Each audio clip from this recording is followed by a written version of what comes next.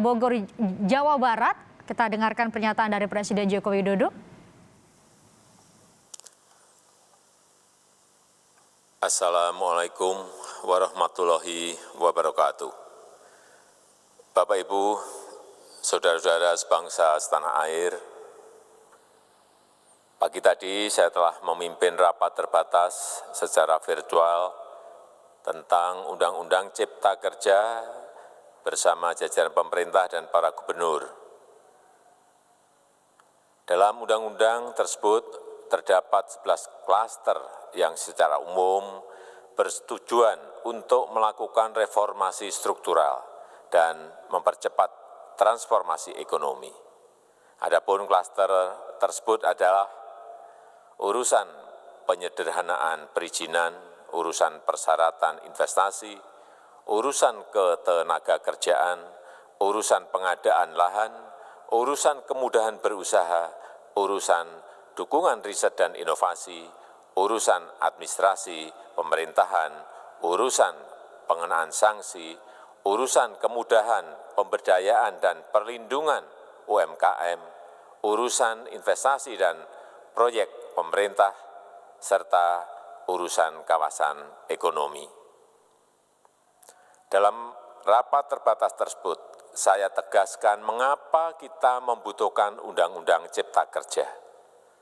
Pertama, setiap tahun ada sekitar 2,9 juta penduduk usia kerja baru, anak muda yang masuk ke pasar kerja, sehingga kebutuhan atas lapangan kerja baru sangat-sangat mendesak.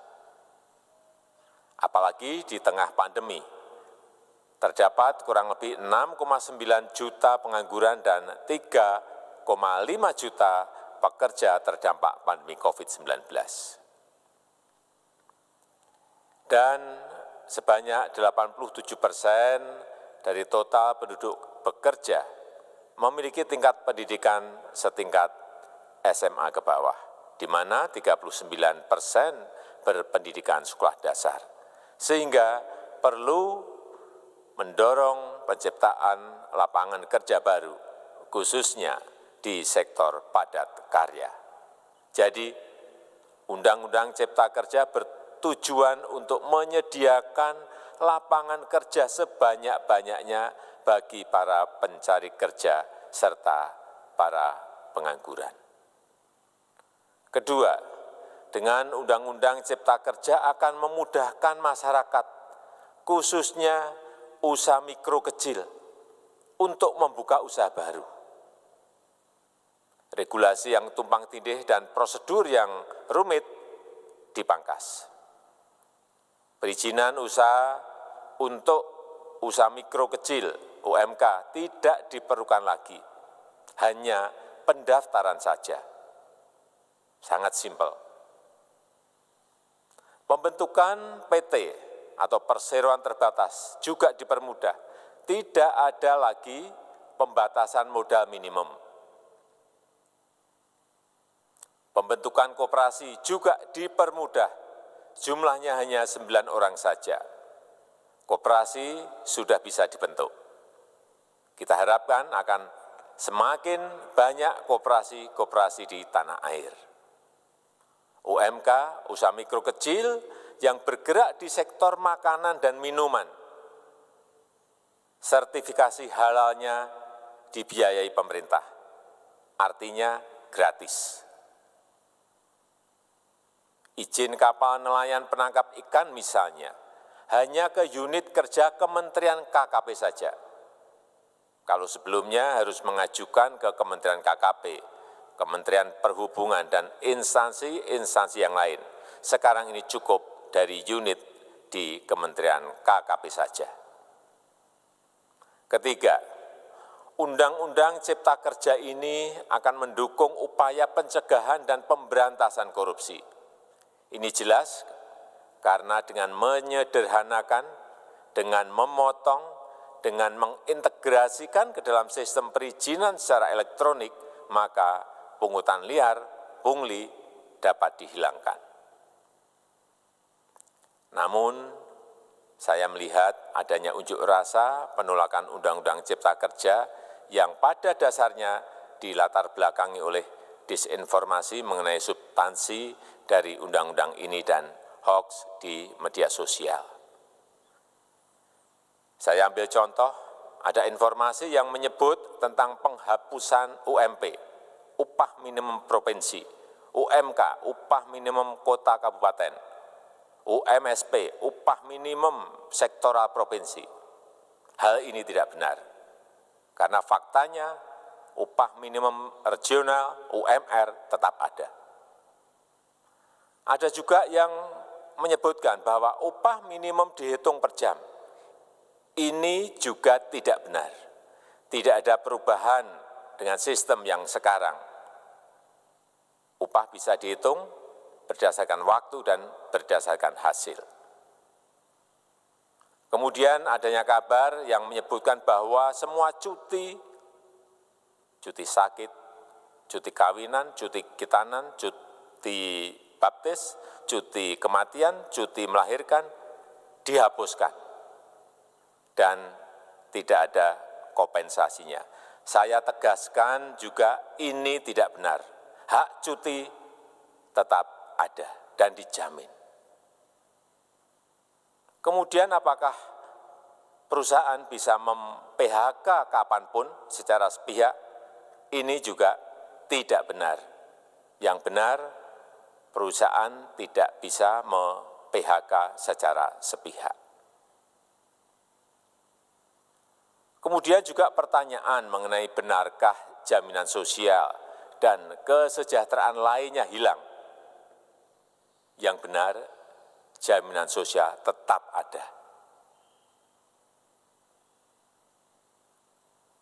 Yang juga sering diberitakan tidak benar adalah mengenai dihapusnya AMDAL, analisis mengenai dampak lingkungan. Itu juga tidak benar. AMDAL tetap ada. Bagi industri besar harus studi AMDAL yang ketat. Tetapi bagi UMKM lebih ditekankan pada pendampingan dan pengawasan. Ada juga berita mengenai Undang-Undang Cipta Kerja ini mendorong komersialisasi pendidikan. Ini juga tidak benar. Karena yang diatur hanyalah pendidikan formal di kawasan ekonomi khusus, di KEK. Sedangkan perizinan pendidikan tidak diatur di dalam Undang-Undang Cipta Kerja ini. Apalagi perizinan untuk pendidikan di pondok pesantren. Itu tidak diatur sama sekali dalam Undang-Undang Cipta Kerja ini. Dan aturannya yang selama ini ada tetap berlaku. Kemudian diberitakan bahwa keberadaan bank tanah. Bank tanah ini diperlukan untuk menjamin kepentingan umum, kepentingan sosial, kepentingan pembangunan nasional, pemerataan ekonomi, dan konsolidasi lahan serta reforma agraria. Ini sangat penting untuk menjamin akses masyarakat terhadap kepemilikan tanah, kepemilikan lahan, dan kita selama ini tidak memiliki bank tanah.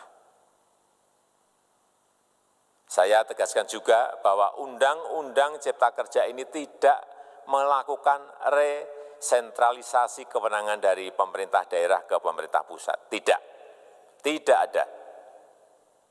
Perizinan berusaha dan pengawasannya tetap dilakukan oleh pemerintah daerah sesuai dengan NSPK, norma, standar, prosedur, dan kriteria yang ditetapkan pemerintah pusat. Ini agar dapat tercipta standar pelayanan yang baik di seluruh daerah dan penetapan NSPK ini dapat nanti akan diatur di dalam PP atau peraturan pemerintah.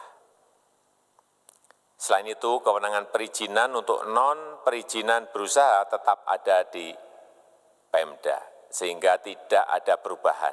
Bahkan kita melakukan penyederhanaan, melakukan standarisasi jenis dan prosedur berusaha di daerah. Dan perizinan berusaha di daerah diberikan batas waktu. Ini yang penting di sini. Jadi ada service level of agreement. Permohonan perizinan dianggap disetujui bila batas waktu telah terlewati. Saya perlu tegaskan pula bahwa Undang-Undang Cipta Kerja ini memerlukan banyak sekali peraturan pemerintah atau PP dan peraturan presiden atau Perpres.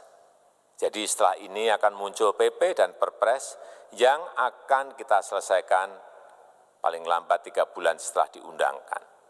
Kita pemerintah membuka dan mengundang masukan-masukan dari masyarakat dan masih terbuka usulan-usulan dan masukan dari daerah-daerah. Pemerintah berkeyakinan melalui Undang-Undang Cipta Kerja ini jutaan pekerja dapat memperbaiki kehidupannya dan juga penghidupan bagi keluarga mereka. Dan kalau masih ada, jika masih ada ketidakpuasan terhadap Undang-Undang Cipta Kerja ini, silahkan mengajukan uji materi atau judicial review melalui MK, Mahkamah Konstitusi. Sistem ketatanegaraan kita memang mengatakan seperti itu. Jadi, kalau masih ada yang tidak puas dan menolak, silahkan diajukan uji materi ke MK. Saya rasa itu yang bisa saya sampaikan pada kesempatan yang baik ini. Terima kasih. Wassalamualaikum warahmatullahi wabarakatuh.